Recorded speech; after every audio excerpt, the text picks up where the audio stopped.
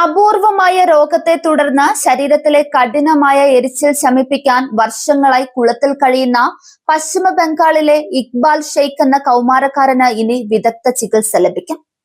ബംഗാളിലെ മുർഷിദാബാദ് ജില്ലയിലുള്ള ബെൽദംഗ ഗ്രാമവാസിയായ ഇക്ബാലിന്റെ ദുരിതാവസ്ഥയറിഞ്ഞ് Reliance Industries executive director Anant അംബാനിയാണ് സൗജന്യ ചികിത്സ ഉറപ്പു നൽകി രംഗത്ത് വന്നത്.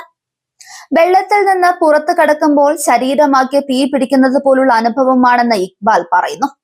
അതിനാൽ രാപ്പകലില്ലാതെ പ്രാഥമിക ആവശ്യങ്ങൾക്കും ഭക്ഷണം കഴിക്കുന്നതിനും ഇയാൾ കുളത്തിലെ വെള്ളത്തെയാണ് ആശ്രയിക്കുന്നത്. കുളത്തിലിരുന്ന് ഭക്ഷണം കഴിക്കുന്ന ഇക്ബാലിന്റെ വീഡിയോ സമൂഹ മാധ്യമങ്ങളിൽ വൈറലായതോടെയാണ് ഈ കൗമാരക്കാരന്റെ ദയനീയ സ്ഥിതി പുറം ലോകം അറിയുന്നത്. ഗ്രാമപ്രദേശങ്ങളിൽ ഇത്തരത്തിലുള്ള രോഗങ്ങളെക്കുറിച്ച് ധാരണയില്ലാത്തതിനാൽ ഇക്ബാലിന് ജിന്ന് അല്ലെങ്കിൽ എന്തോ അദൃശ്യ ശക്തി ബാധിച്ചതാണെന്നാണ് പ്രദേശവാസികളും ബന്ധുക്കളും കരുതിയിരുന്നത്.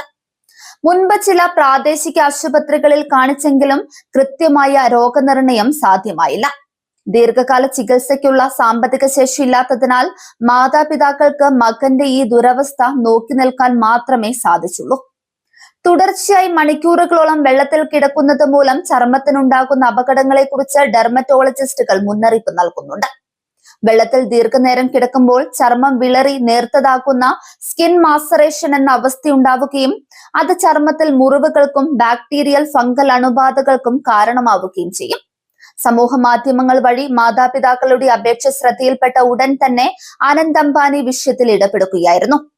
ഇക്ബാലിന് അടിയന്തരമായി വിദഗ്ധ ചികിത്സ നൽകാൻ പ്രത്യേക എയർ ആംബുലൻസ് മാർഗം മുംബൈയിലേക്ക് കൊണ്ടുവന്നു. നിലവിൽ മുംബൈയിലെ സർ എച്ച് റിലയൻസ് ഫൗണ്ടേഷൻ ഹോസ്പിറ്റലിൽ പ്രവേശിപ്പിച്ചിരിക്കുന്ന ഇക്ബാലിനെ മുതിർന്ന ചർമ്മരോഗ വിദഗ്ധരുടെ സംഘം പരിശോധിച്ചു വരികയാണ്. ഇക്ബാലിന് അപൂർവ രോഗനിർണയം നടത്തി ജീവിതത്തിലേക്ക് തിരികെ കൊണ്ടുവരാനുള്ള സമഗ്രമായ ചികിത്സാ പദ്ധതിയാണ് ആശുപത്രി അധികൃതർ ഒരുക്കിയിട്ടുള്ളത്.